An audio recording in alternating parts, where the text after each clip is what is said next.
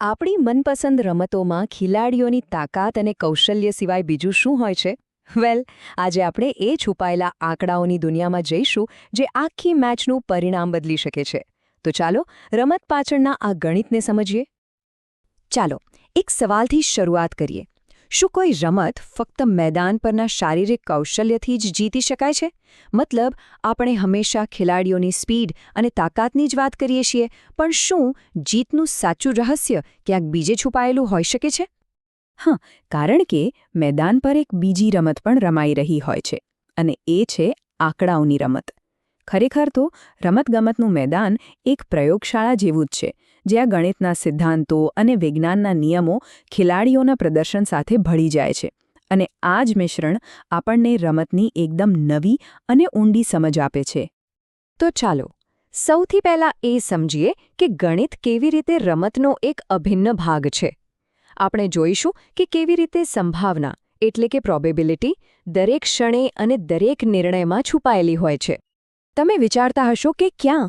તો જુઓ, ક્રિકેટ મેચની શરૂઆતમાં થતા કોઈન ટોસથી લઈને ફૂટબોલમાં પેનલ્ટી કિક વખતે ગોલકીપરે કઈ તરફ જમ્પ લાવવું તે વિચારવા સુધી બધે જ પ્રોબેબિલિટી છે.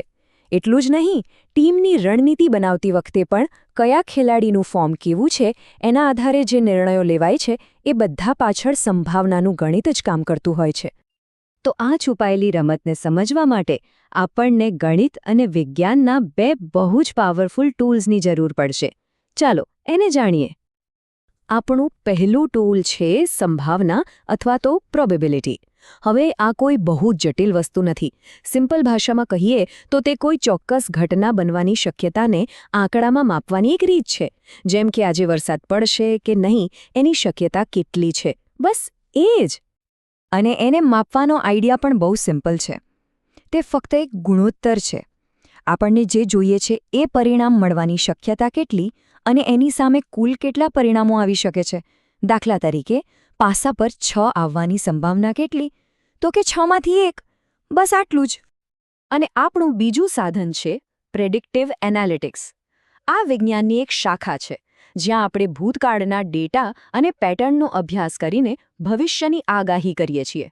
જેમ કે કોઈ બેટ્સમેન છેલ્લા 10 મેચમાં કેવું રમ્યું છે એના આધારે એ આગામી મેચમાં કેવું રમશે એનો અંદાજ લગાવવો.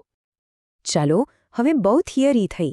આ શક્તિશાળી સાધનોને બે સરળ પ્રયોગો સાથે પ્રેક્ટિકલી વાપરીને જોઈએ.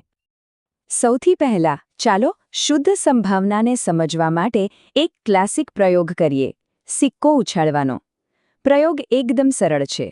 બસ એક સિક્કો લો, તેને 20 વખત ઉછાળો અને દરેક વખતે છાપ આવી કે કાંટો તેની નોંધ કરતા જાઓ. આમ તો થિયરી પ્રમાણે પરિણામ 50-50 હોવું જોઈએ. જોઈએ કે વાસ્તવમાં શું થાય છે. આપણે જે પણ પરિણામો મેળવીશું તેને આવા એક કોષ્ટકમાં નોંધીશું.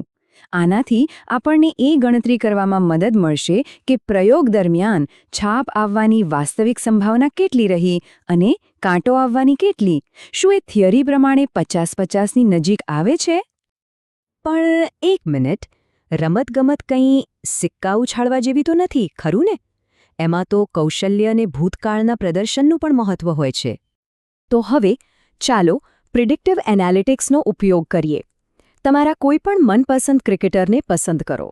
તેમની છેલ્લી 5 મેચના સ્કોર શોધો અને બસ એ નોંધો કે તેમણે કેટલી વાર 30થી વધુ રન બનાવ્યા છે. આ વાસ્તવિક ડેટા આપણને તેમની ભવિષ્યની સફળતાનો અંદાજ કાઢવામાં મદદ કરશે. જ્યારે આપણે આ ડેટાને આવા કોષ્ટકમાં ભરીએ છીએ ત્યારે આપણને એક પેટર્ન દેખાવા લાગે છે. શું ખેલાડી સતત સારું પ્રદર્શન કરી રહ્યો છે કે પછી તેનું પરફોર્મન્સ ઉપર નીચે થાય છે? આ પેટર્ન જ આપણને ભવિષ્ય માટે એક જાણકાર અનુમાન લગાવવામાં મદદ કરે છે.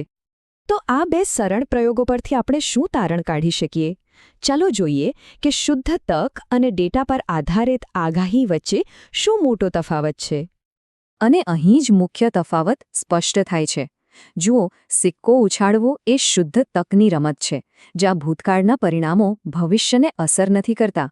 પણ ખેલાડીનું પ્રદર્શન તેના ભૂતકાળના ફોર્મ અને ડેટા પર આધાર રાખે છે. એ માત્ર તક નથી, એ એક પેટર્ન છે.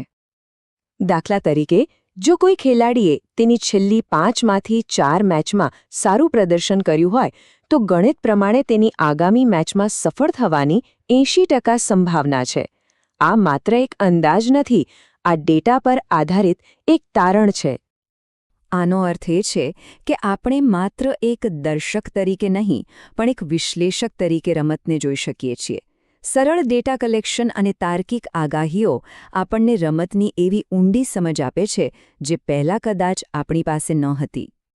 જેમ અહીં કહ્યું છે, સંભાવના એ માત્ર અંદાજ નથી, તે આંકડાકીય સાબિતી છે. આનો સીધો અર્થ એ છે કે આપણે મને લાગે છે કે આ ટીમ જીતશે એવી લાગણીથી આગળ વધીને ડેટા બતાવે છે કે આ ટીમના જીતવાની શક્યતા વધુ છે એવા જાણકાર વિશ્લેષણ તરફ જઈ રહ્યા છીએ. અને આ બધી ચર્ચા આપણને એક બહુ જ રસપ્રદ સવાલ પર લાવીને મૂકે છે. તો પછી રમત ખરેખર કોણ જીતે છે? સૌથી વધુ કૌશલ્ય ધરાવનાર ખેલાડી, કે પછી એ ખેલાડી જે સંભાવનાના આ ખેલને વધુ સારી રીતે સમજે છે? આગલી વખતે જ્યારે તમે કોઈ મેચ જુઓ ત્યારે આ વિશે જરૂરથી વિચારજો. આ સમગ્ર વિશ્લેષણ ડૉક્ટર સંજય પરમાર દ્વારા તૈયાર કરાયેલા એક પ્રોજેક્ટ પર આધારિત હતું.